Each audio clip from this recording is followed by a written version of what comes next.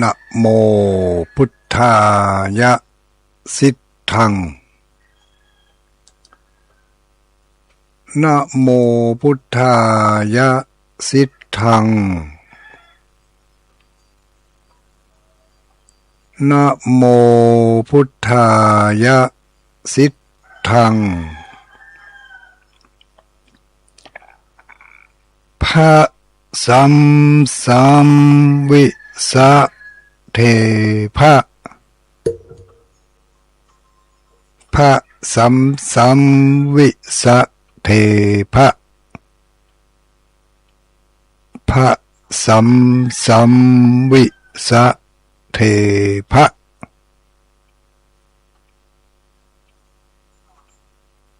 ขอความนอบน้อมแด่องค์สมเด็จพระสัมมาสัมพุทธเจ้าขอน้อมอภิวาทแด่พระสัทธรรมเจ้าขอน้อมนมัสการแด่พระอริยสังฆเจ้าขอถวายความเคารพมายังท่านพระคุณเจ้าท่านเจ้าคณะพระสังฆาธิการท่านครูบาอาจารย์พระสงฆ์องค์สังฆเจ้าทุกรูปทุกตนทุกองค์เจริญสุขเจริญพรอรุณสวัสดิ์มายังอุบาสกอุบาสิกาผู้มีบุญทั้งหลายทุกผู้ทุกคนที่เปิดเครื่องรับฟังอยู่เจ้าวันนี้ณสถานีวิทยุแห่งนี้ในเครือข่ายของคลื่นสีขาวเพื่อชาวประชาตั้งแต่เวลานี้เป็นต้นไปจนถึงเวลาประมาณ7 โมงมาเจ้าวันนี้ตรงกับเจ้าของวันที่20วันที่20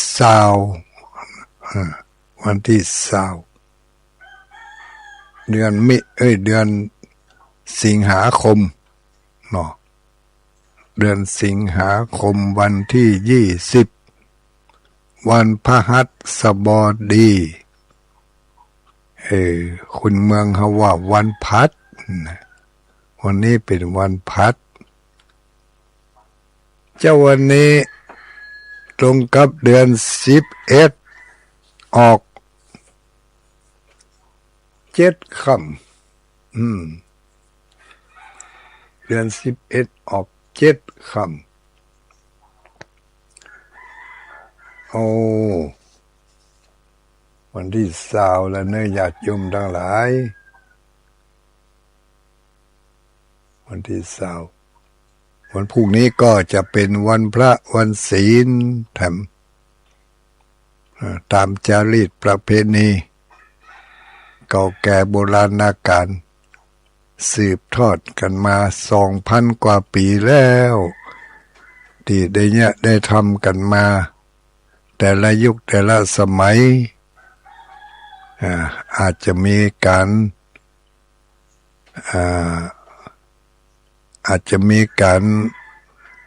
ที่ผิดแผกแตกต่างกันไปตามยุคตามสมัยเนาะ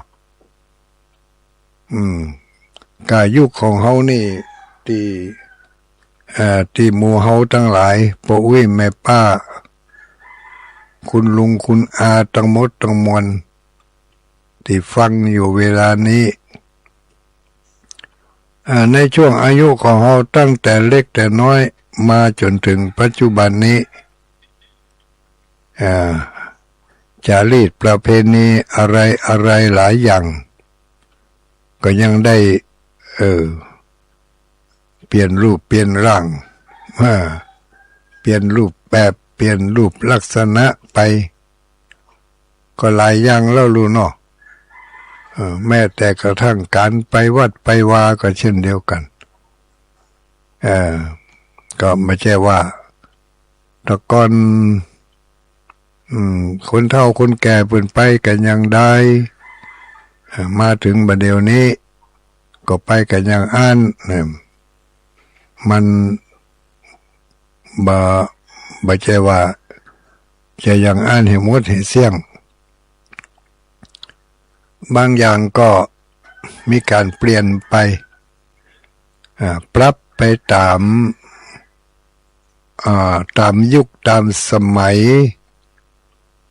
ภาษาสมัยใหม่เพิ่นเรียกว่าปรับไปตามบริบทของสังคมโล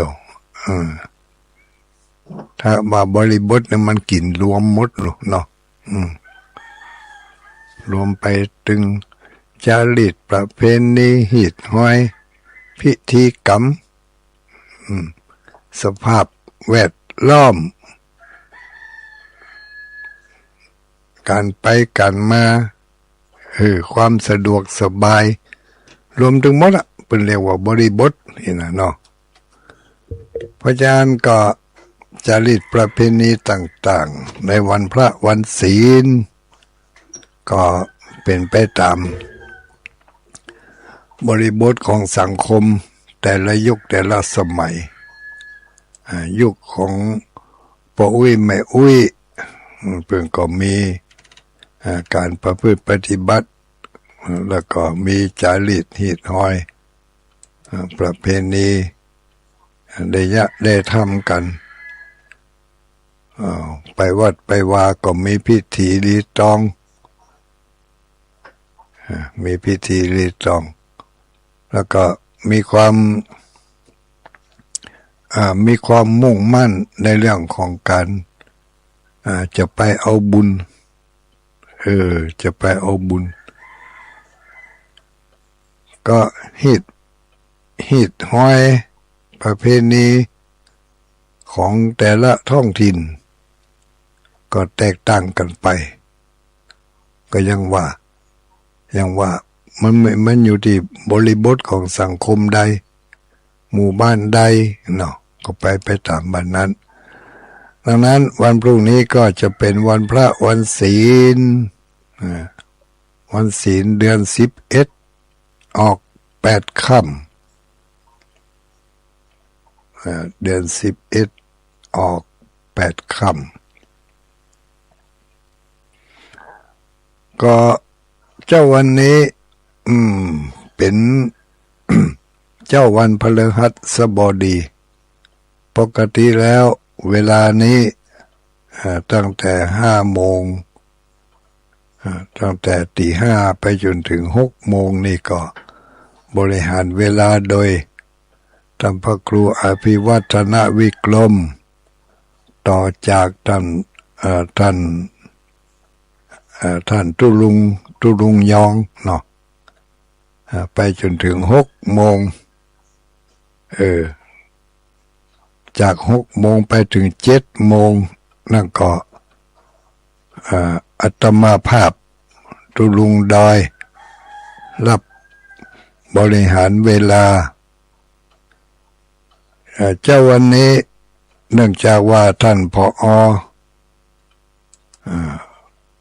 พระครูอภิวัฒนวิกรมติดภารกิจอันใดอันหนึ่งก็เลยส่งสารส่งสารออนไลน์มาตุลุงวันภูมิเจ้าขอตุลุงขยับเวลาเริ่มตั้งแต่5 โมงไปถึง7 โมงเนอะลูกครูเอาคนเฒ่ามานั่งหน้าจอนี่เนาะ2 ชั่วโมงนะแม่เจ้านี่เนาะก็อาจจะมาจ้ามาสายนิดหน่อยมันบ่ลำได้มาก็คุกคักสุมาอภัยเถอะเด้อ บางทีก็ล้อเมินมีก็เปิดเพลงอยู่ฮะนะไอ้ต่อยยังหู้เมื่อได้จะว่าก็แน่นอนภายในเกือบ2 ชั่วโมงนี้จะพยายามที่จะนำเสนอเนื้อหาสาระที่มันเป็นประโยชน์เนาะเอามาแบ่งมาปันกันตามสติภูมิปัญญาที่ได้ศึกษาเราเรียนได้เรียนได้หู้ได้จือได้จำมามากน้อยหมกใดมีความเข้าอกเข้าใจในเรื่องศีลเรื่องธรรมจารีตประเพณีหิตห้อยอย่างต่างๆก็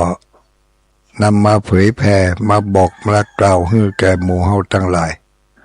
บ่ว่าจะเป็นพระสงฆ์องค์สังฆเจ้า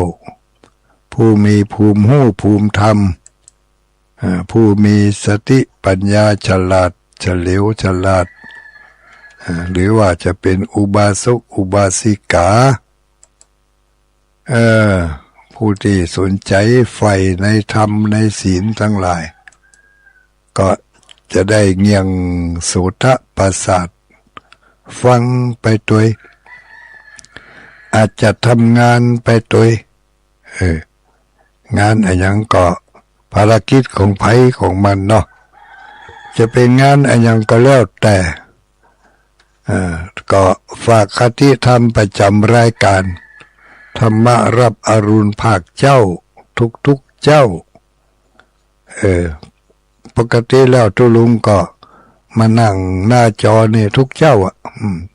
ถ้าบ่มีอุปสรรคอันใด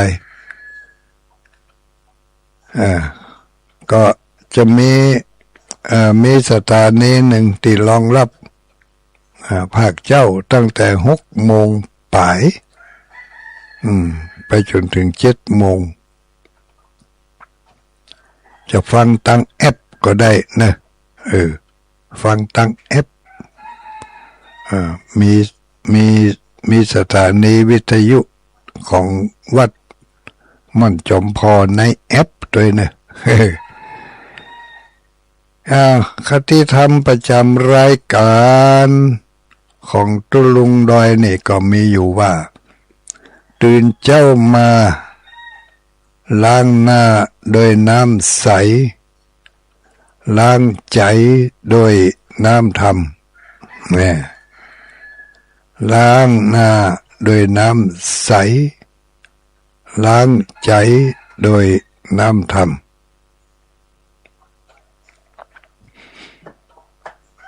เป็นคติธรรมในวงกว้างๆแล้วเขาทั้งหลายลองกึดใจพอเนาะตื่นเจ้ามาต้องล้างหน้าละล้างหน้าก็ยังบ่พอล้างหน้าล้างตาแปรงฟันตัวแห่งบ้วนปากแล้วก็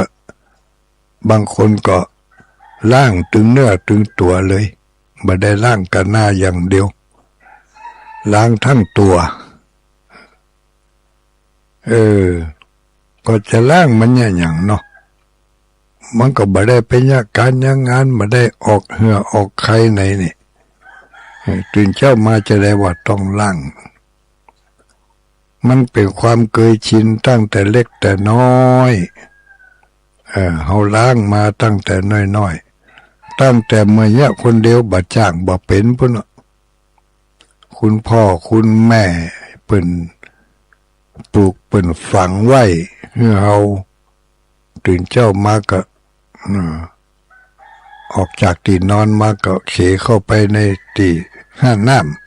ำที่ห้าน้ำพ่องที่น้ำคุน้ำโพที่ก๊อกน้ำพ่องเมื่อเขาเป็นละอ่อนนี่บ่มีละเนาะก๊อกน้ำนี่มันมีมาเหมือนลุ้นเปิ้นเขาป้าไปล้างหน้าล้างตาแล้วก็หลายเตื้อเข้ามึนเข้านี่เปิ้นบ่ล้างให้ละ ให้เขาล่างคนเดียวเขาก็ล่างพ่องบ่ล่างพ่องน้องเตียวก็ขี้ข้านกึดยากมันหนาวเนาะก็เลยบ่ล่างสักคำเนี่ยก็เป็นอยู่อย่างนี้มาหลายขวบหลายปีเนอะโอ้จนกระทั่งถึงโป้นจากวัยก้นมนขึ้นมาอันนี้มันจะเริ่มรู้สึกละจะเริ่มรู้สึกรับผิดชอบต่อร่างกายล้างหน้าก็แปรงฟันตัวฝึกเนี่ยฝึกทำจนมันเกิดความเคยชินเนาะเกิดความเคยชินเจ้าใดถ้าบ่ได้ล้างหน้ามันบ่ม่วนนี่เกิดความเคยชินละเป็นนิสัยละมันย่ำให้แล้วตื่นมาต้องเข้าหาหม้อน้ำต้องเข้าหาตีน้ำต้องล้างหน้าจนได้ล้างปากจนได้แปรงฟันจนได้ถ้ามาอันนี้มันมะม่อนก็เกิดจากการฝึกหัดสร้างนิสัยขึ้นมาจนมาถึงปัจจุบันนี้หมู่เฮาทั้งหลายปะอุ้ยแม่อุ้ยปะมอนแม่มอนทั้งหลายก็รู้สึกว่าภารกิจที่จำเป็นตื่นมาต้องล้างหน้าตื่นมาต้องล้างหน้าแล้วเพิ่มเข้ามาจำน้อยล้างหน้าเมื่อขณะที่กำลังล้างหน้าอยู่นั่นต้องกึดใจตัวคนเฮานี่มันมีส่วนประกอบคือคนที่มีส่วนประกอบก็คือว่าตั้งนอกมีเนื้อหนังผิวพรรณร่างกายมีผิวพรรณเนื้อหนังมังสังที่เพิ่นเรียกว่ากายเนาะเรียกว่ากายแล้วในตัวของเขาก็มีในตัวของเขาก็มีส่วนหนึ่งส่วนนั้นก็คือจิตใจคนเรามีกายกับใจเป็นของคู่กันกายกับใจเป็นของคู่กันเมื่อ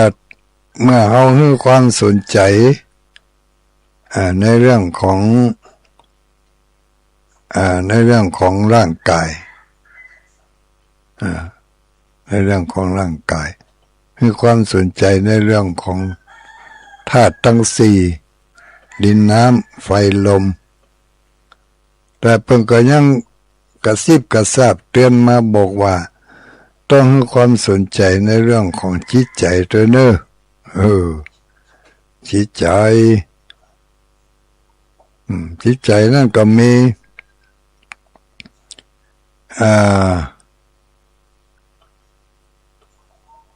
จิตใจนั่นก็มีความรู้สึกเนาะ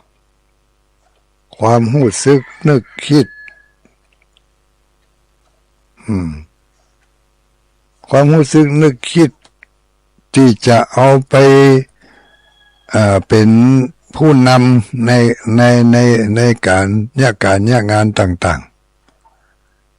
ๆต้องมีความนึกความคิดให้ก่อนแล้วมือเฮาเท้าเฮามันถึงจะไปเนี่ยอันนั้นทำอันนี้ได้แล้วก็มีการควบคุมแผวตั้งกำอู้กำจ่าบุญตัว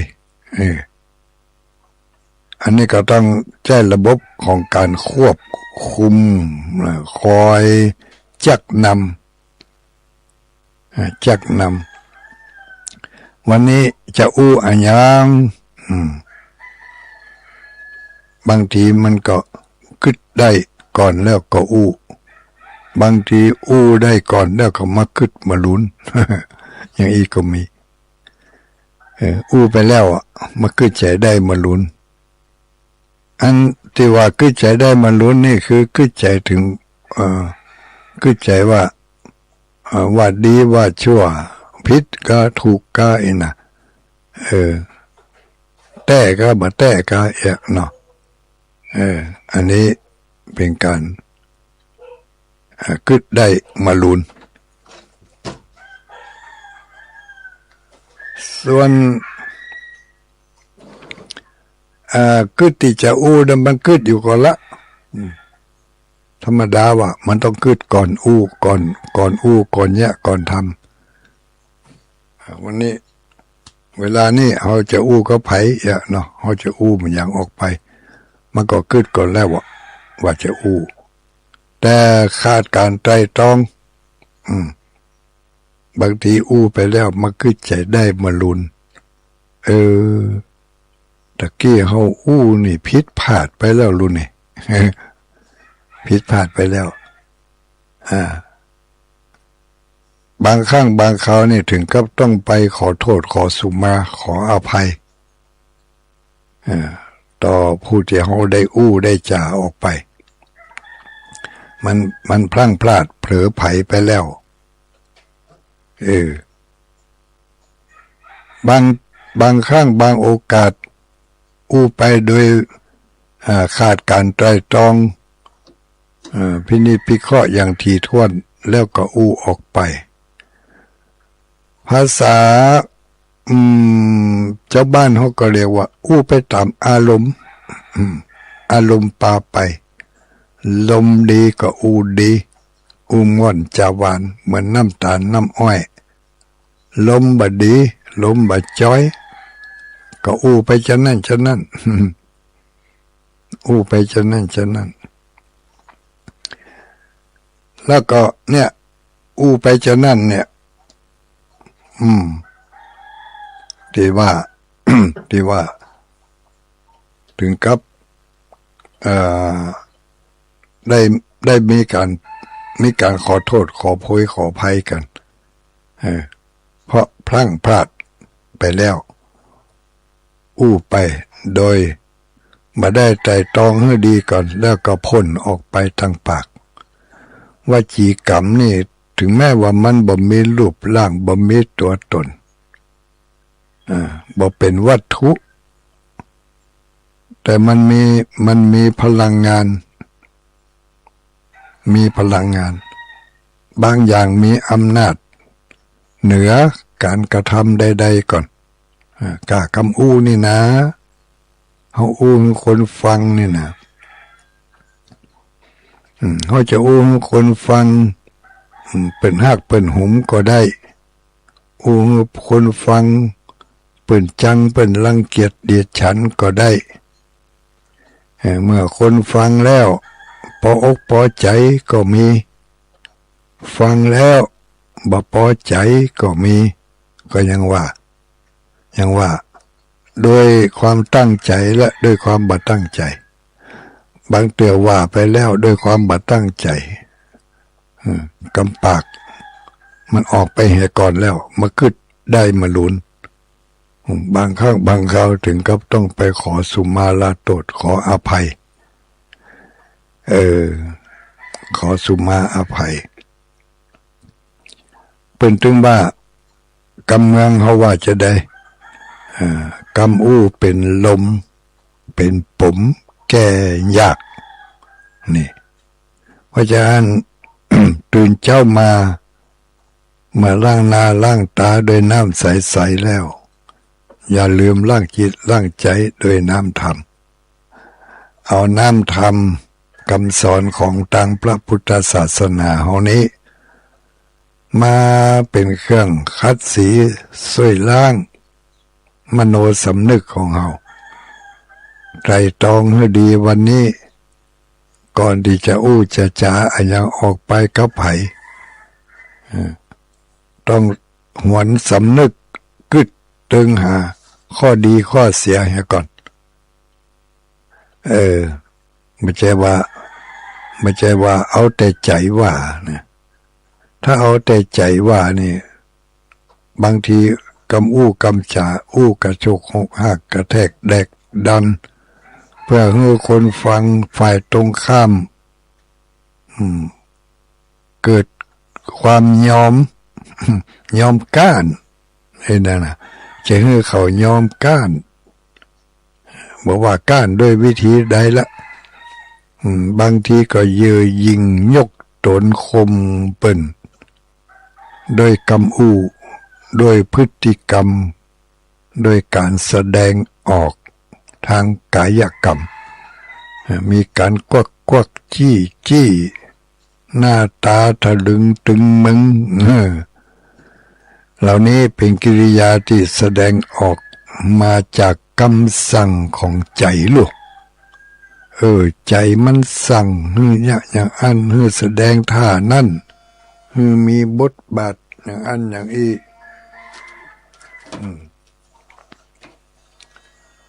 อันอย่างจ้าฮัลโหลวันนี้เจ้าวันนี้ว่าได้อันนี้ตัวลุงที่จัดรายการมาเดี๋ยวนี้ก็เจ้าแม่นแล้วเหรอสมมติเจ้าจะถามว่าตีกรรมที่ว่าใส่ดอกใส่ดอกขันแก้วทั้งสามว่าได้แล้วตัวนั้นเจ้าฟังได้ยินว่ากรรมแล้วเจ้าลืมไหมฮะเวลาที่เขาใส่ดอกขันแก้วทั้งสามเนี่ยเก็บตัวไปวันผูกกันเนาะท่านมีสมุดปากกาท่านก่อนนะนี่เจ้าฟังนี่แล้วมันเจ้าจดกรรมนี่ว่าป้าอย่างมันถามไหมนี่นะแล้วก็เจ้าจดได้2 กรรมกรรมเป็นอย่างเอาเป็นยังเอาวันเอาแบบทั่วๆไปเนี่ยเนาะใส่ขันแก้วตั้ง3แจงที่1ว่าพุทโธอะระหังพุทโธอะระหังอะระหัง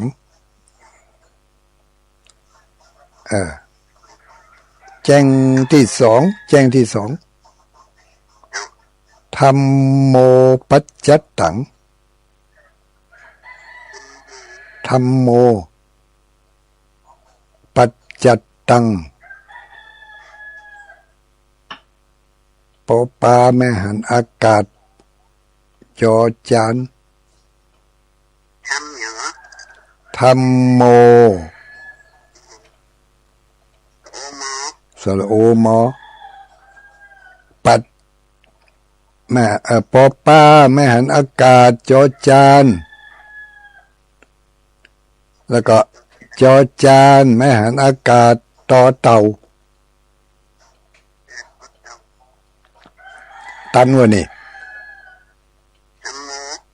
ธัมโมปัจจตังจดแล้วกะตันจดก็จบหรือยังฮะได้2แจงแล้วเนาะเอาแหมแจงสังโฆ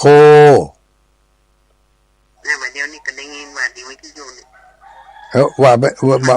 ฟังทางโทรศัพท์นี่จะไปว่าทางวิทยุหรือมันบัดตันกันไม่ใช่กับที่เขาอู้กันเนี่ยคือฟังทางโทรศัพท์นะสังโฆยะทิทัง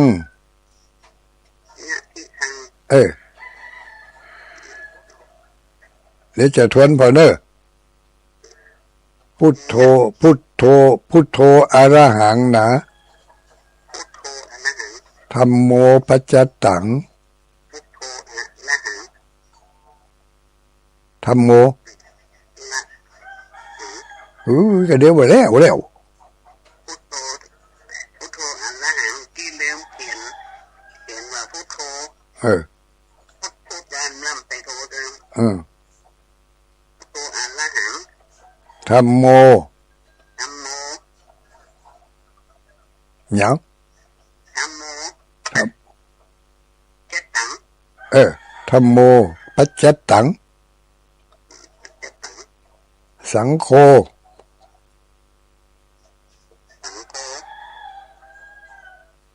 อะไร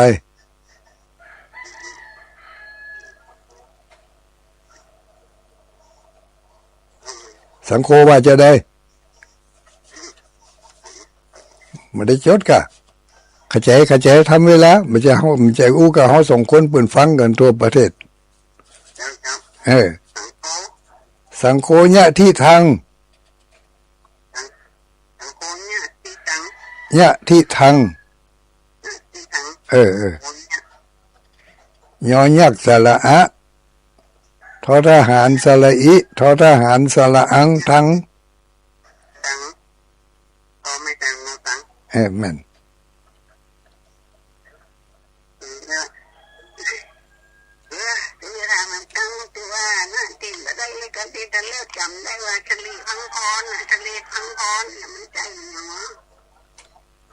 อันนั้นก็ว่ากันทำไมเด้อ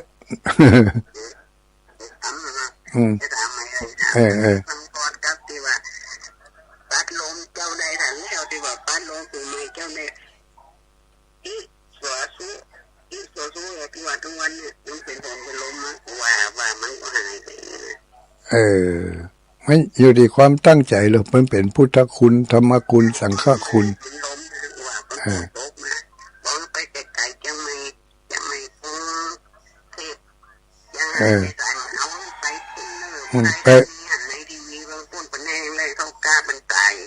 ไปขอฝ่ายจักรวาลบุญอีกอ่ะ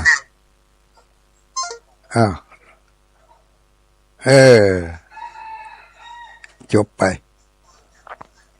มาจบกันจะเป็นต้องจบอ่ะก็เป็นมันเป็นธรรมเนียมแล้วก็เป็นหิตเป็นห้อยของเขาถึงเป็นเนี่ยเป็นธรรมมามันเป็นกุศโลบายที่เนี่ยให้เราได้เข้าถึงพระรัตนตรัยพระแก้วเจ้าสามประการถ้าภาษาสมัยใหม่เป็นเรียกว่าเป็นสื่อนะเป็นสื่อที่จะเนี่ยให้เราเข้าไปสู่พระรัตนตรัยคือมันมีพิธีรีตองเห็นน้อยดูแล้วมันงามดีก็เป็นเครื่องประดับนะเป็นเครื่องประดับอย่างข้อกินข้อตานนี่กันเนาะเขาเอาของกินของว่าใส่ลงไปในถาดในน้ำคู่แล้วก็มีการห่อเหี้ยถ้าบ่ห่อก็จัดแจงให้มันดูดีเป็นระเบียบเรียบร้อยถ้าจะให้งามแถมน้อยมีข้าวตอกดอกไม้ใส่ไปตัวเหี้ยไม่ใช่ว่าตกลงวันนี้ทำบุญวันเกิด มาถึงยกซองออกจากถุงเสื้อเอามาใส่ถาดปันป้อนให้กำมันก็ได้นะไม่ใช่บ่ได้แต่มันดูมันแห้งแล้งญาติโยมมันแห้งแล้งมันบ่มีเครื่องประดับบ่มีเครื่องสื่อเครื่องนำกินนำตาลอะไรอย่างไปวัดก็อย่างว่านะไปมือเป่าแบมือไปแบมือปิกเอามือ10 นิ้วนี่แหละแต่ถ้าบ่ได้ตั้งใจจะไปมันก็ไปทำอย่าง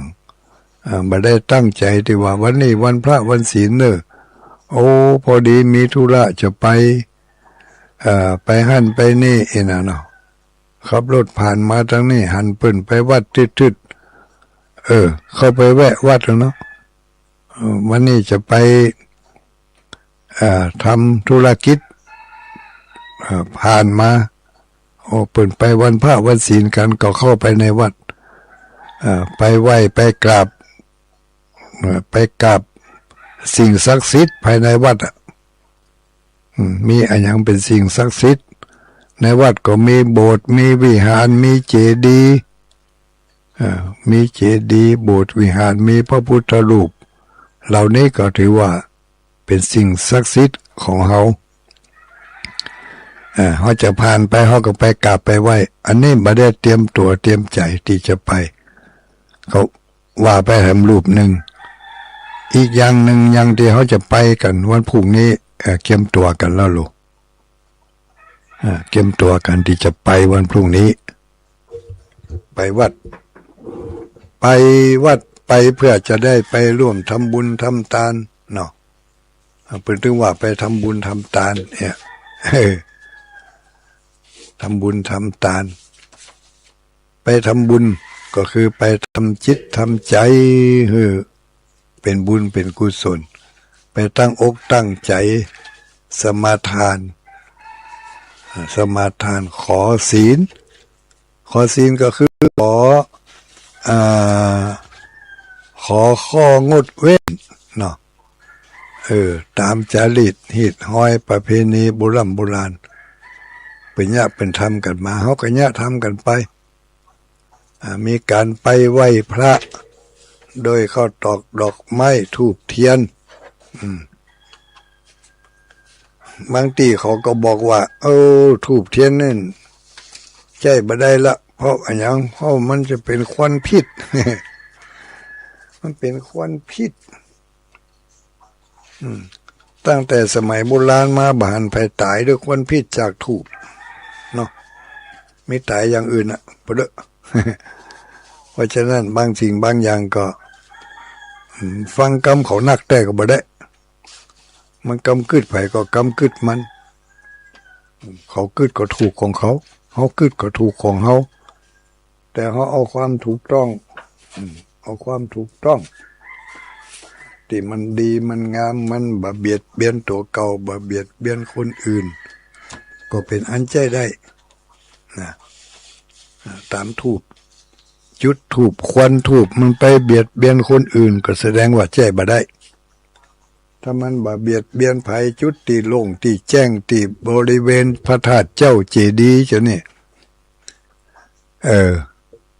มันก็บ่เบียดเบียนภัยนอกจากว่าเบียดเบียนคนที่เข้าไปใกล้คนที่เข้าไปใกล้ก็หู้อยู่ควันไม่หั่นจูนก็จะเข้าไปดมอย่างหั่น ไม่ใช่ที่ดีดมโลนั่นนะเป็นที่เปิ้นเอาไปบูชาสักการะเป็นสื่อนำไปถึงพระรัตนตรัยเขาจะไปที่ไหนเขาก็ยังใจสื่อจะไปในห้วยในเมืองก็ต้องใจสื่อบ่เดี๋ยวนี้มันบ่ย่างไปแล้วนั่งรถไปกานั่งเครื่องบินไปกาวันหน้าเขาจะนั่งโดรนไปเนาะห่างไปห่างมันแล้วก็ทุกสิ่งทุกอย่างระบบมันเปลี่ยนไปแล้วเขาก็เปลี่ยนไปตามระบบไม่ใช่ว่าละของเก่าเอาของใหม่อย่างเดียวก็ไม่ได้บ่เอาของใหม่เต็มใจจะเอากับของเก่าเนี่ยอย่างเดียวมันก็ไม่ได้เพราะว่าระบบอย่างว่านะบริบทต่างๆมันเปลี่ยนไปเขาก็พยายามอันใดที่มันยังได้ทำได้อยู่เขาก็ไปทำไปทำบุญทำทานการไปทำบุญทำทานก็ควรจะมีสื่อนำไปตัวมีข้าวตอกดอกไม้ธูปเทียนเหียแสวงหาสรรหากรรมอธิษฐานอะไรอย่างต่างๆกรรมไหว้กรรมสาเนี่ยเอามาไหว้เป็นเครื่องประดับตัวประดับใจประดับความหู้ที่เป็นบอกว่าความรู้รอบตัวเนี่ยเนาะแสวงหานึกย้อนไปคนเก่าคนแก่เป็นอยู่ในโลกนี้โดยความสุขความสงบอย่างใดอันใดที่เฮาเนี่ยได้ทำได้เหมือนกับคนโบราณเปิ้นแล้วมันบักคัดกับยุคกับสมัยเฮาก็เนี่ยไปก่อนจะวันนี้เป็นวันแต่งวันดาลูกก่อนที่จะมีการเก็บข้าวตอกดอกไม้นี่เปิ้นยังมีกรรมเก็บข้าวตอกดอกกรรมเก็บดอกไม้เนี่ย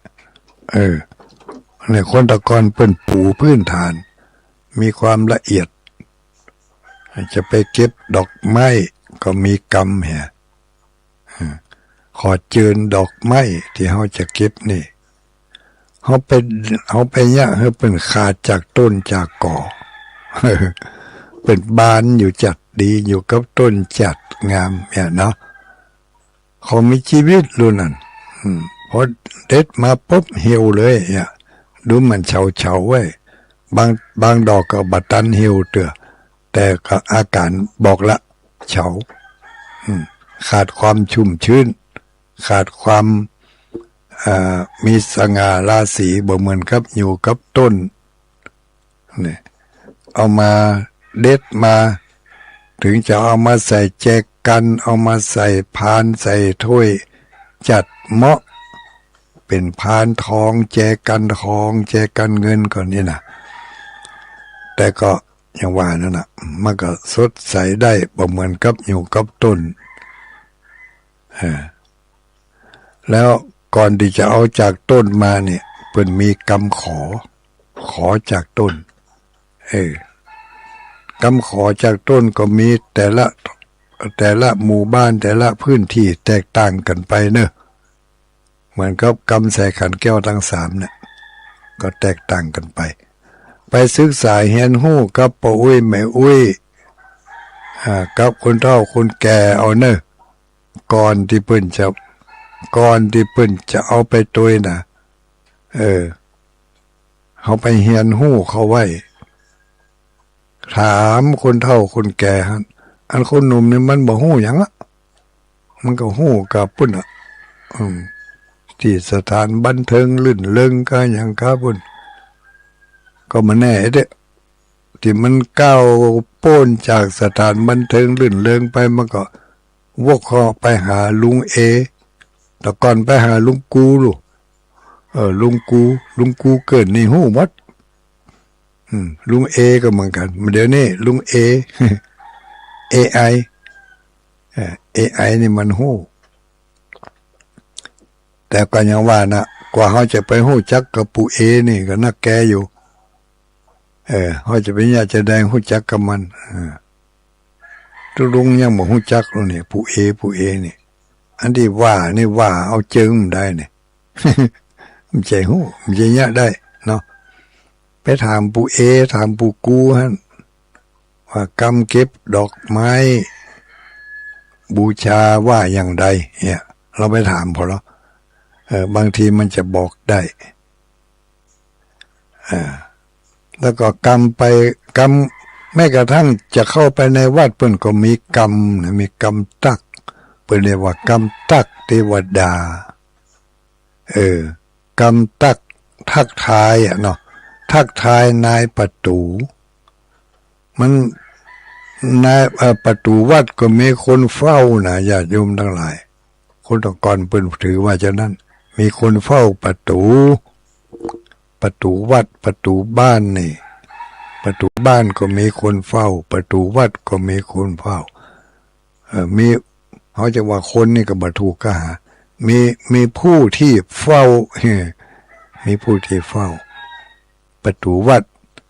บางวัดมีปั้นหูปไว้นะปั้นหูปไว้มีไผเฝ้าหั่นประตูตั้งวันออกมีเท้าทัตรถเป็นผู้เฝ้าประตูตั้งใต้มีเท้าวิรูปักษ์ประตูทางด้านทิศตะวันตกมีเท้าวิรุฬหกประตูทางด้านทิศเหนือมีเท้าเวสสุวรรณมาเดี๋ยวนี้มีเท้าเวสสุวรรณหมดอ่ะเนาะเข้าไปในวัดก็มีเท้าเวสสุวรรณเข้าไปในวิหารเผลอๆแม้บางตีก็ยังมีเท้าเวสสุวรรณด้วยทำมีเท้าเวสสุวรรณยืนอยู่กลางควงปัดโตใหญ่เหลือจีดีคนก็มีก็แล้วแต่เนาะ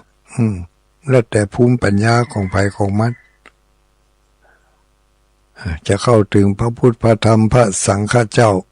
ก็ไปตักตายเต้าทั้งสี่เหก่อนเต้าทั้งสี่เปิ้นบอกว่าเต้าทั้งสี่เนี่ยก็เป็นเทวดาชั้นหนึ่งเป็นเทวดาด้วยนะ เป็นภูมิเป็นเทวดาอย่างเท้าทัตตารถนี่พอคอยดูแลคุ้มครองรักษาทางด้านทิศตะวันออกอีโลส่วนมากประตูวัดนี่จะอยู่ทางด้านทิศตะวันออกไปนัก90%บุญเนาะเมื่อไปถึงประตูวัดก็คนตะกอนไปจะถอดรองเท้าถอดรองเท้าเอาไว้ฮะนะที่ประตูวัดฮะนะโอ้เพิ่มมาใจขี้กะอย่างคนสมัยนี้ เกือบไผเกือบมันละไว้หันก็โยหันต้องหอดแล้วปิกออกจากวิหารออกจากวัดมากับมาซุปเอาเกือบเอาก้านของไปของมันเดี๋ยวลองเอาไปละไว้อย่างอันก็ขนาดกู้20 บาท30 บาทถ้ามันใหม่ๆเขายังเอาเลยขี้กะแต่ขี้กะว่านะเนาะไว้ใจตึงบ่ได้เมื่อไปถึงป่าประตูวัด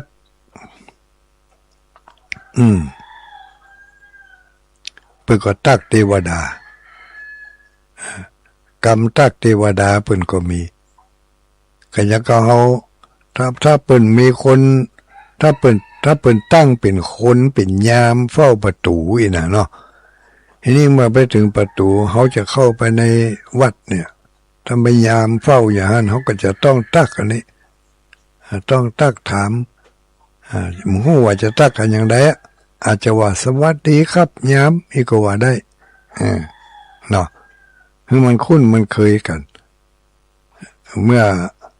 มียามเฝ้าประตูอย่างสมัยปัจจุบันนี่มีไผมีอปพลเนาะมีอะไรอย่างก็อปมันอย่างนั้นรักษาความปลอดภัยอย่างนั้นน่ะสถานที่สำคัญเป็นมีหรออันนี้เป็นรูปร่างแต่คนโบราณเป็นมีมาก่อนแล้วแต่เป็นใจสิ่งที่บาหันตัวเอามาเป็นจื่อแล้วก็มีคอยคุ้มครองปกป้องถ้าเราไปเราทำการหู้จักมักคุ้นเคยเนาะถอดเกือบถอดรองเท้าไว้ปึ่งก็จะรักษาไว้กะคนที่มันคิดลักคิดจกเข้ามาแทนที่มันจะมาตั้งใจจะมาลักแต่มันไปหันเกือบของเฮาที่เฮาได้ตักทายกับเทวดาไว้แล้วนั่นน่ะเทวดาที่เป็นเฝ้าประตูวัดเทวดาก็จะบังหูบังตาเบิ่งหันเกือบของเฮาที่มันดีมันงามอีก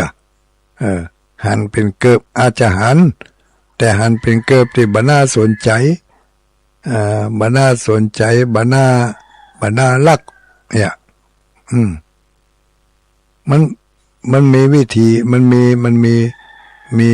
เขาเรียกว่าอะไรว่ามจังให้แล้วมีวิธีกันเนาะที่วิธีของเทวดาที่เป็นรักษาประตูวัดเทวดารักษาประตูบ้านเขาก็มี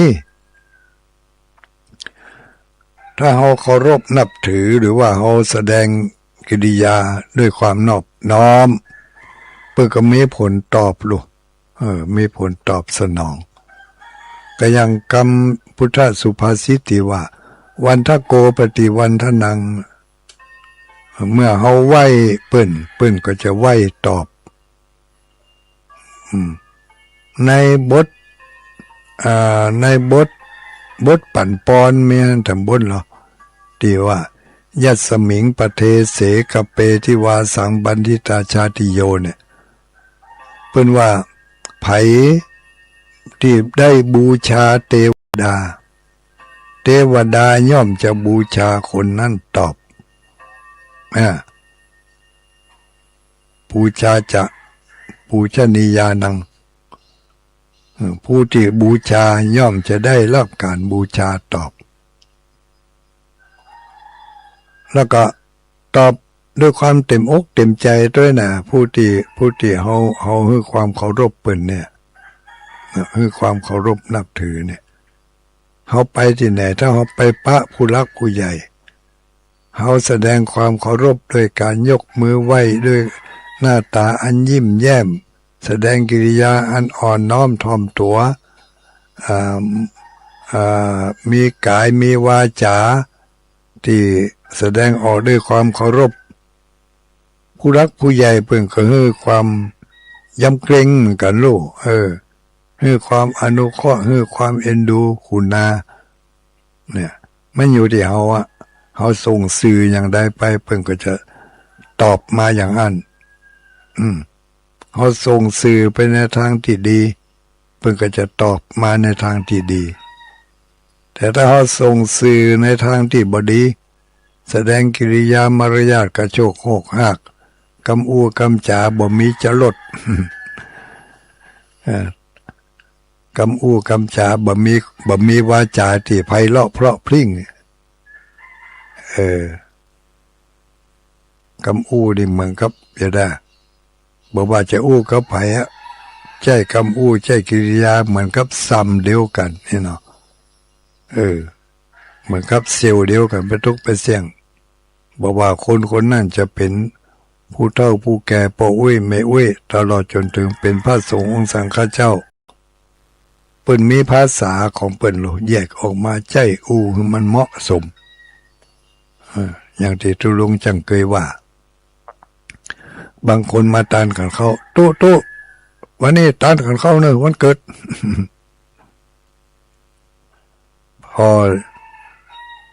พอแล้วมันละอ่อนแต่ว่ามันซื่อนี่เนาะ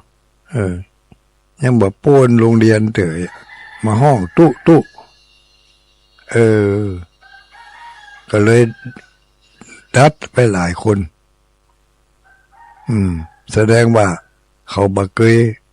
ยเข้าวัดเข้าว่าบ่เคยใจภาษาที่ดีที่งามเปิ้นมีขั้นของเปิ้นใจกับตัวสงฆ์องค์สังฆเจ้าก็อู้ไปทำแหมระดับหนึ่งอู้กับพ่อกับแม่กับพระสงฆ์องค์สังฆเจ้าอยู่ระดับเดียวกันเนี่ยต้องแยกไม่ใช่ว่าอย่างกับตู้ไม่ใช่เซลล์เดียวกับรุ่นนั้น ต้องพอให้ดีกับคุณพ่อคุณแม่ก็ต้องแนะนำลูกเต้าหลานเหลนใช้ภาษาสื่อสารกันให้มันเหมาะเทวบุตรเทวดารักษาประตูวัดก็ทักทายเปิ่นเข้าวัดไปไม่ใช่ว่าเข้าไปกับจะเข้าก็เข้าจะออกก็ออกนะเวลาเกิดจะมีเหตุเพศภัยอย่างมากกับบ่มีภัยช่วยป้องคุ้มครองรักษาเพราะเขาบ่ฮู้จักเปิ่นบ่ฮู้จักเฮาบ่ได้ทักทายกันที่จริงเขาก็อาจจะใกล้ชิดกับเปิ่นนะ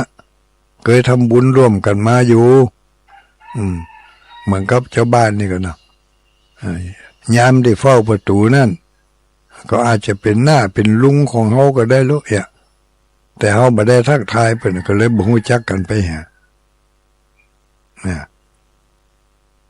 อิมัตสมิง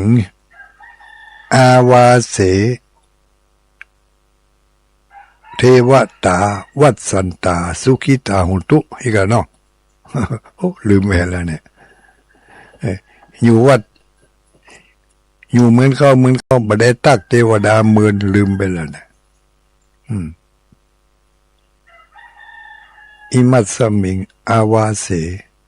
ไม่ใช่อิมังเตมาสังนะ อันนั้นมันเข้าวาสากรรมเข้าวาสาเนาะ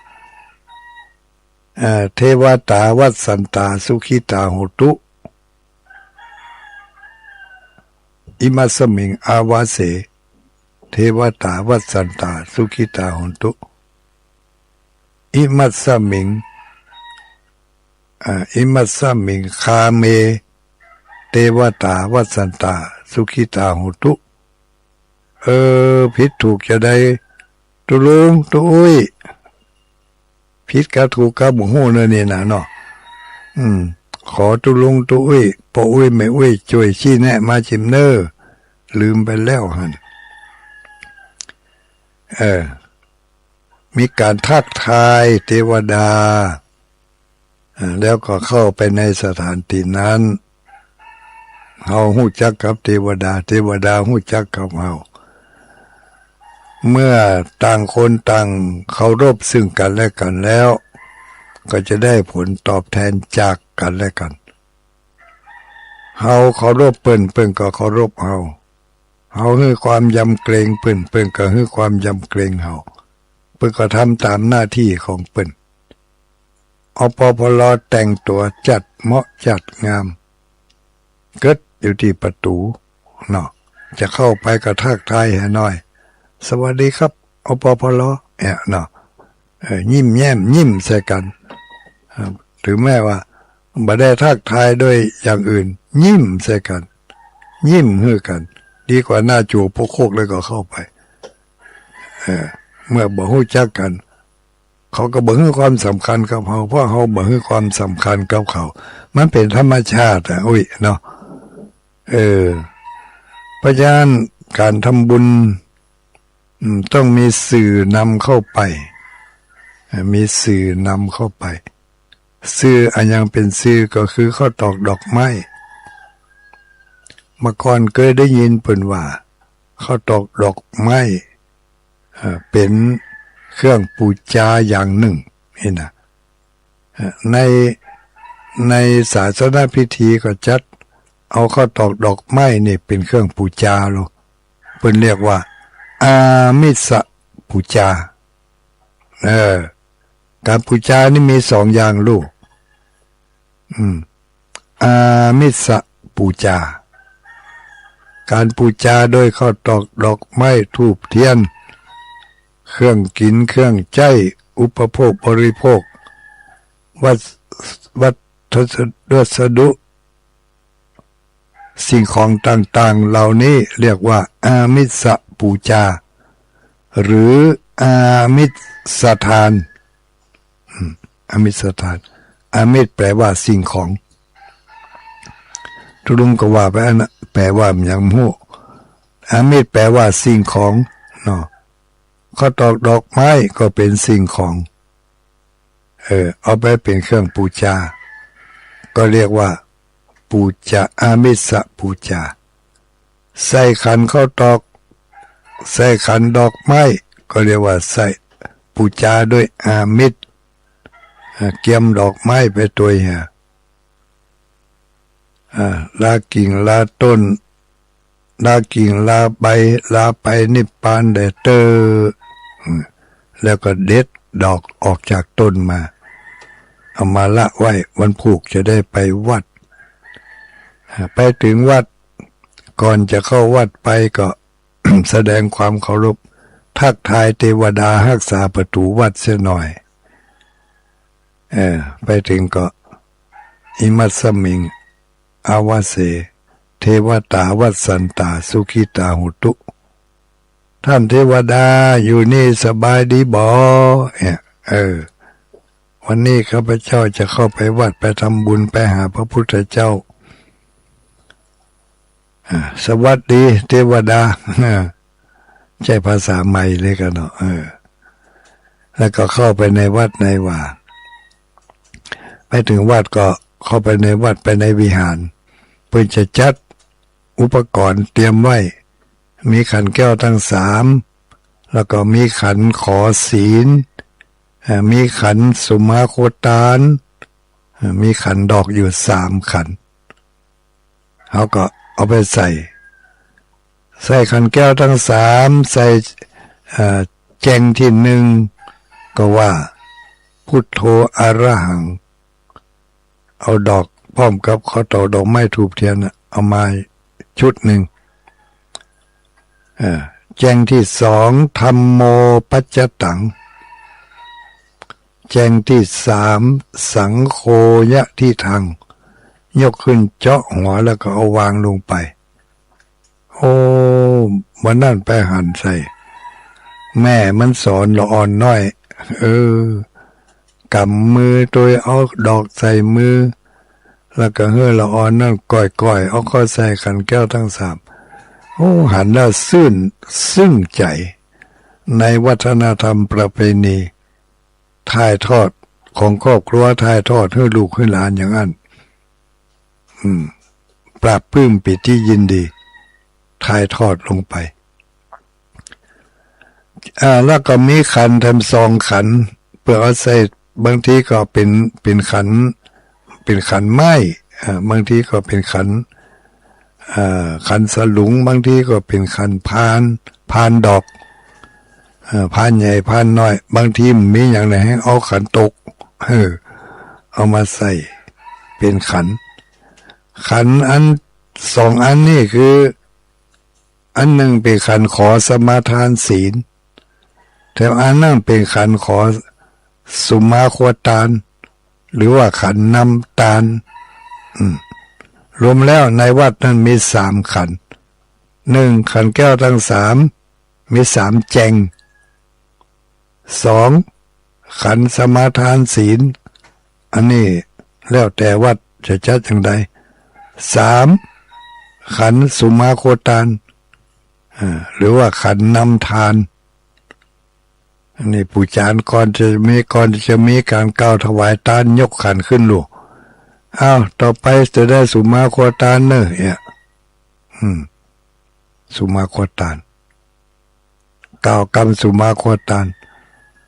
ตอนท้ายสุดกรรมสุมาโคตานจะมีว่าต่อไปนี้จะได้กล่าวกรรมถวายเป็นมัคคตภาษาบาลีว่าอย่างนี้อิมานิมายังพันเตตะกอนในบ้านเฮาเมืองเฮาบ่มีละจะมากล่าวคำถวายนี่นะจะมากล่าวคำอิมานิมายังพันเต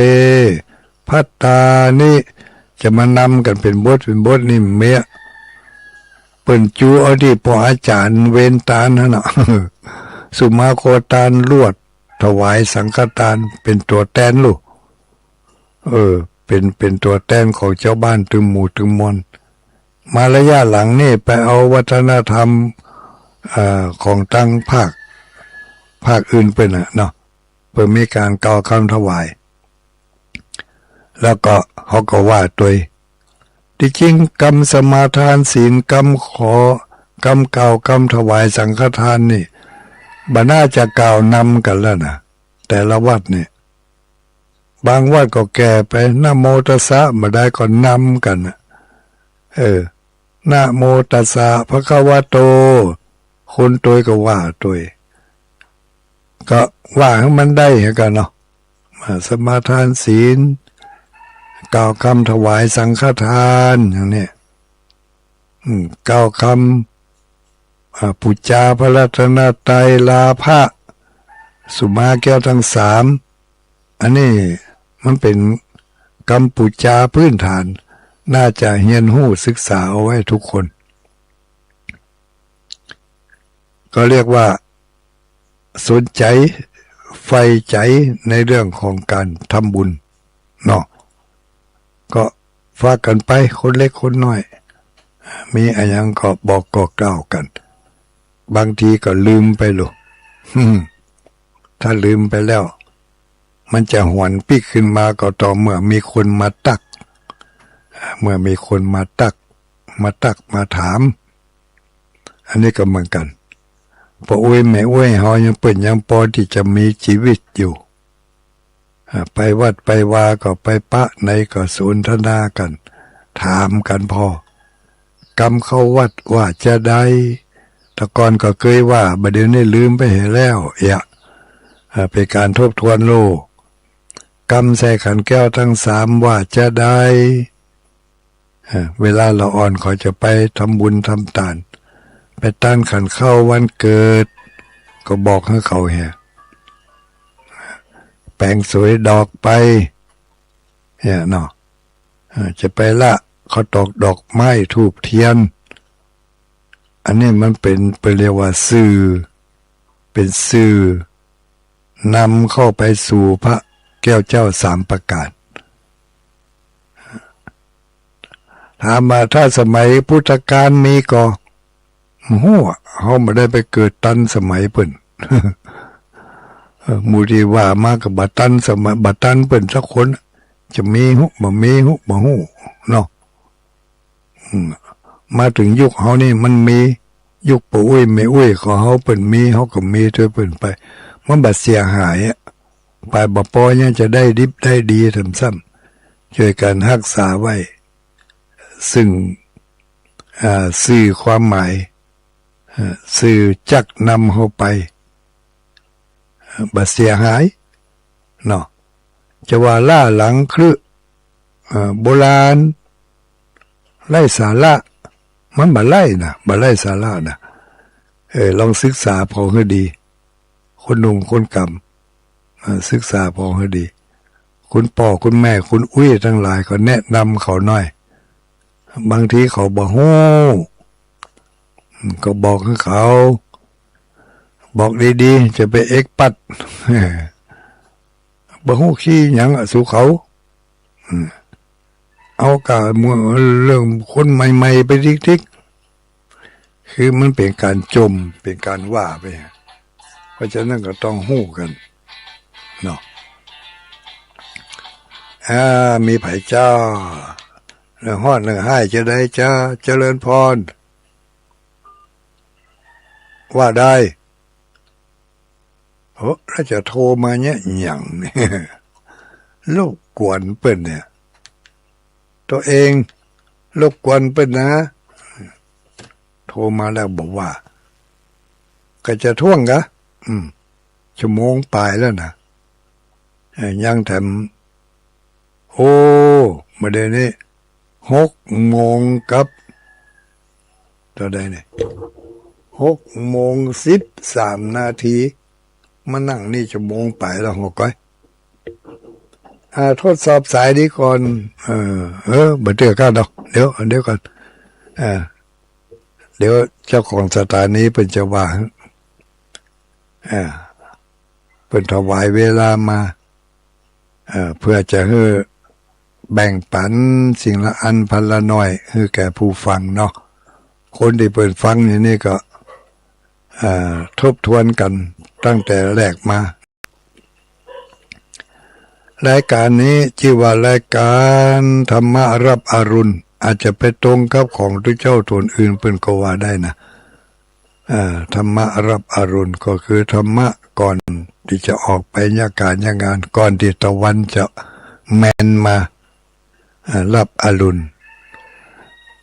มีคติธรรมประจำรายการก็คือจำไว้ตื่นเจ้ามาล้างหน้าด้วยน้ำใส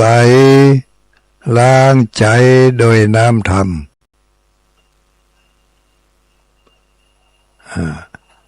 ถามว่าทำไมต้องล้างหน้าทำไมต้องล้างใจก็ต้องตอบว่าทำไมต้องล้างหน้า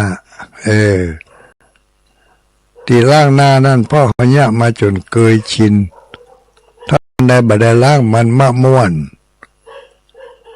คนที่บ่ได้ล้างใจเวลาจะไปอู้ไปจ๋าไปว่าไปเก่าไปเข้าหาสมาคมกับเพื่อนกับฝูงก็บ่สะดวกบ่มั่นใจเนาะบ่มั่นใจเพราะบ่ได้เตรียมตัวเตรียมใจเอาไว้ว่าจะไปอู้ไปจ๋าไปสนทนาไปร่วมการร่วมงานวันเนี้ยจะได้ผลเต็มเม็ดเต็มหน่วยประการใดจะเป็นไปในทางดีทางร้ายประการใดจะสำเร็จหรือไม่อยู่ที่การล้างใจต้องการสำเร็จในทางที่ดีล้างใจแล้วก็เอาธรรมะข้อดีๆใส่ไว้ใส่ไปตัวในใจใส่ไปตัวในคำอู้ใส่ไปตัวในการแสดงออกเจริญพรว่าได้ว่ามันยังว่ามาแหละจะทำมันยังจะทำมันยังจะทำมันยังว่ามาแล้วถามว่าจะได้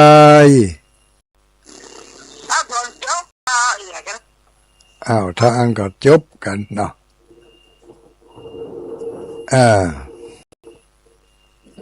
สุมาอภัยเนอะ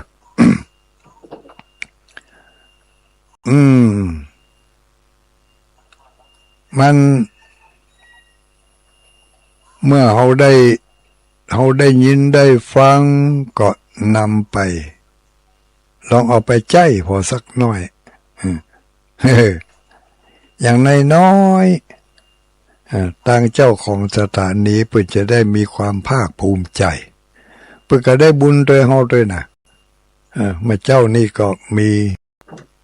ตีเวียงปะเป้านี่น่าจะ2 สถานีอยู่3กันเนาะเวลานี้6:00ปลาย6:00ปลายนี่ 99.75คนฟ้าเดียวกันก็เริ่มรับตั้งแต่6:00ปลายน้อยๆเป็นต้นไปจนถึง7:00พุ่นนะคนฟ้าเดียวกันอันนี้ทุกวันนะตั้งแต่6:00ปลายเจ้าของสถานีฟังอยู่ก็จะได้ชื่นอกชื่นใจถ้าขยับเวลาการโฆษณาให้น้อยลงแถมน้อยก็ซ้ำจัดเดียโฆษณาไข่มืนไปหน่อยคนฟังเบิ่นหนีไปเหี้ย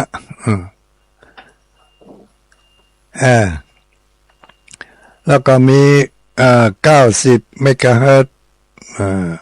อันนี้ก็ทีมงานของคุณดารุณีอันนี้รับตั้งแต่ตี 5ไปจนถึง7:00มาเจ้าแล้วก็มีของคุณโยมทิติรัตน์พรหมมินทร์เนาะแม่ขจารย์โมเดิร์นอันนั้น107แม่ขจารย์ถ้าบ่เปลี่ยนแปลงนะเพราะว่าทีนี้มันรับบ่ค่อยได้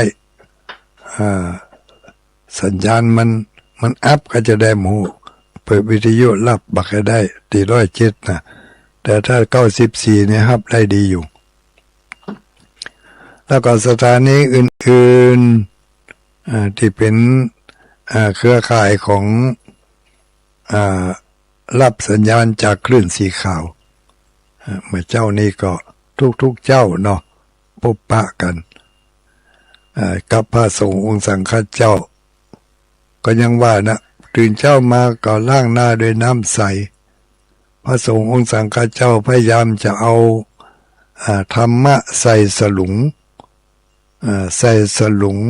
สลุงเงินสลุงทองไปให้ท่านทั้งหลายได้ล้างใจด้วยน้ำธรรมล้างใจด้วยน้ำธรรมก็คืออันอย่างความเข้าใจที่ถูกต้องการควบคุมกายวาจาใจ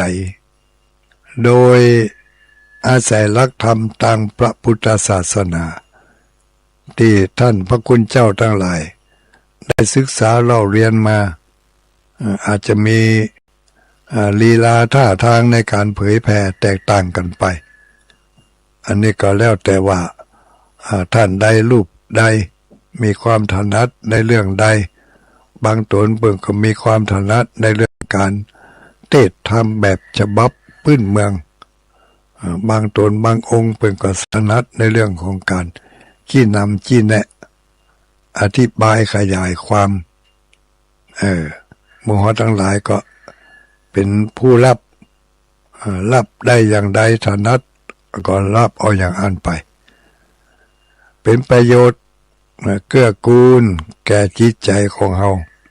บางเตื้อจะได้ไปตั้งใจจะไปย่าไปทำสิ่งที่มันบ่ดีบ่งามมันสลังพังพลาดไปก็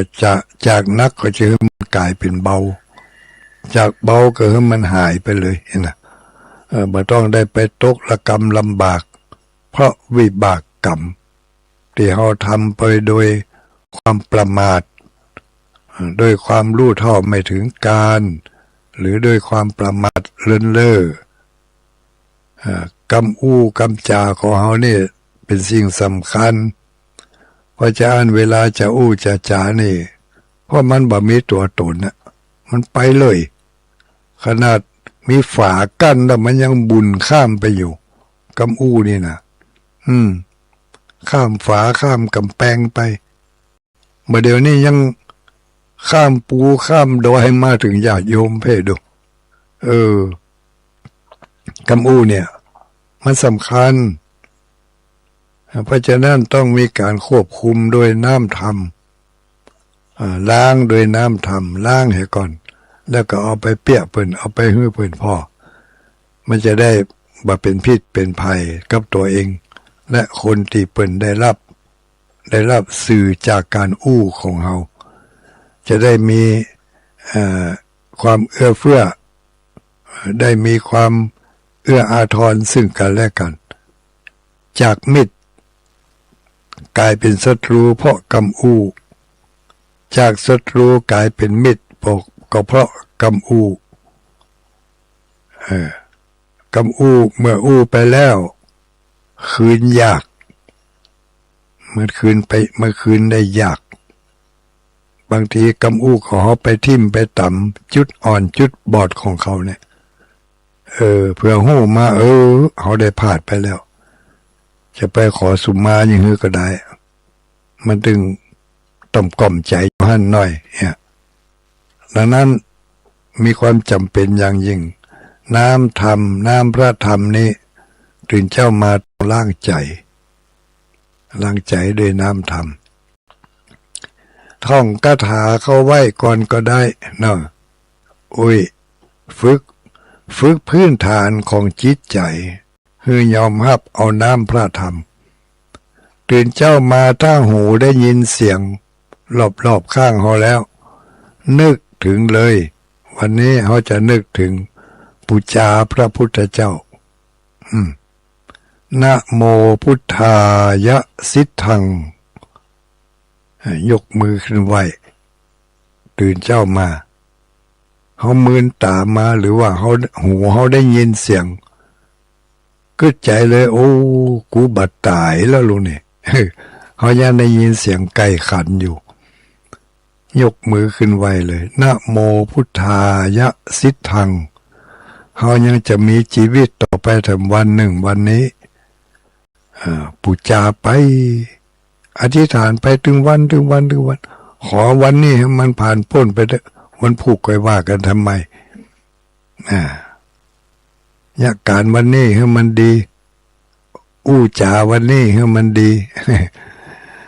จะอู้อย่างใดอู้มันดีอู้ที่มันบพิษพ้องมองใจกันเป็นคำอู้ที่ดีต้องระมัดระวังต้องเว้น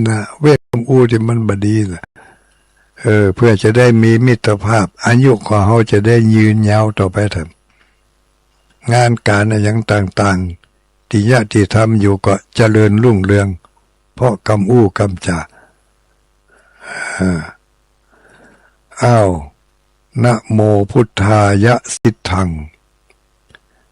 ตกลงแจกคาถาประจำวันหรอแต่ละวันนี่มีคาถาบูชามีคำไหว้ของแต่ละวันโดยถ้าไปเกิดวันใดก็เป็นคาถาของเกิดในวันนั้นคาถาประจำวันเกิดก็ได้หรือว่าจะเป็นคาถาประจำวันอีกเนาะอันนี้ประจำกัดว่าใครจะเกิดวันใดแต่ถ้าถึงวันนี้มาถึงคือท่องคาถาบทนี้อย่างวันนี้วันหยังวันนี้วันพฤหัสบดีมีคาถาที่ท่องประจำวันพฤหัสก็คือว่าพระสัมวิสะเทพะเนี่ยพระสัมวิสะเทพะป้องกันตัวป้องกันอันตรายป้องกันความขุ่นมัวของจิตใจเป็นคาถาเสริมบุญเสริมบารมีท่องเขาไว้ถึงแม้ว่าจะเฒ่าจะแก่เฒ่าชราแก่ชรามีคาถาประจำตัวประจำใจเอาไว้ก็ยังดีกะที่คนบอกว่าบ่มีว่าสักตัวเนี่ยเนาะเขาถามมีของดีก็มีอย่างเป็นของดีเอาให้ลูกให้หลานตลอดถึงพระสงฆ์องค์สังฆเจ้าด้วยนะมีของดีอย่างมาให้พ่องวันนี้ของดีประจำตัวเอาไปเลยมีแล้วบ่หาย บาสูญสลายบาหายกับดินฟ้าอากาศอันนั้นก็คือกรรมไหวกรรมสาประจำวันเอาเลยวันนี้วันอะไรวันพฤหัสบดีท่องไปเลยวันค่ำวันนี้พระสัมสัมวิสะเทพะพระสัมสัมวิสะเทพะจะไปเสาะว่าหากินขึ้นรถลงเรือไปเหนือล่องใต้กล้าขายเมตตามหานิยมป้องกันภัยอันตรายได้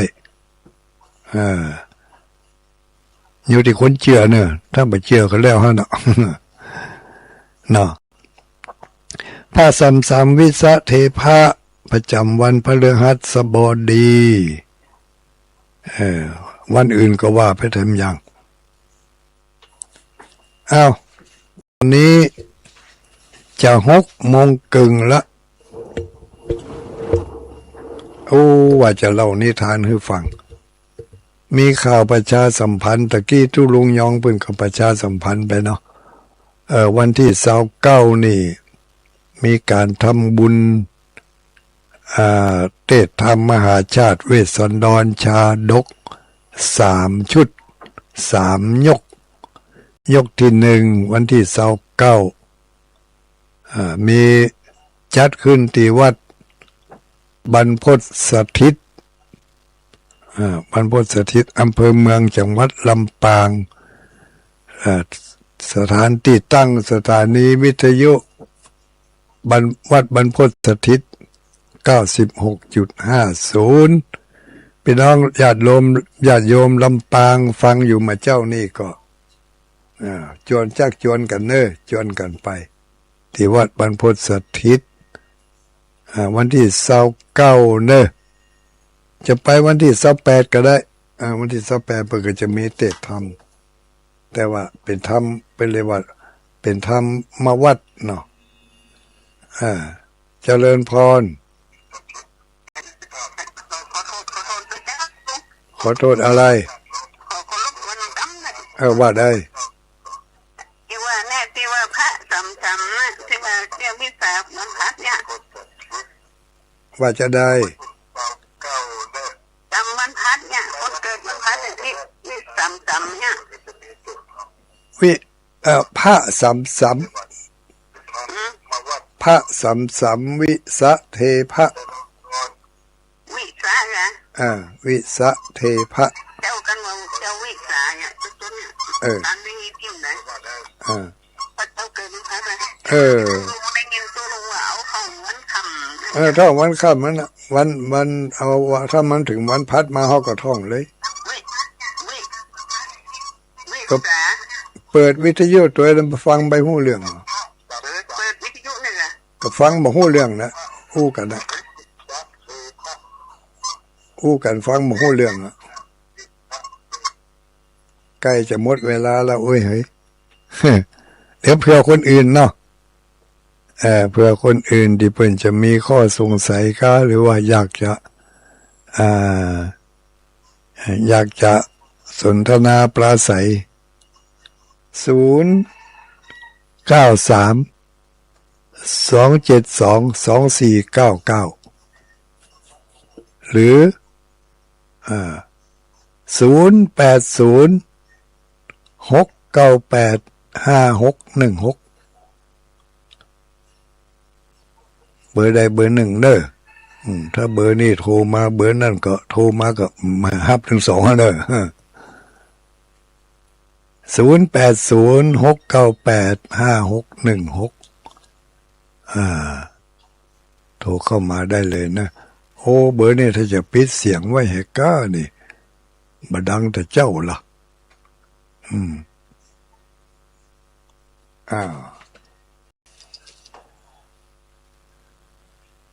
จากตอนนี้กระโจมเราอย่างที่ตุลุงบอกอยู่บ้าน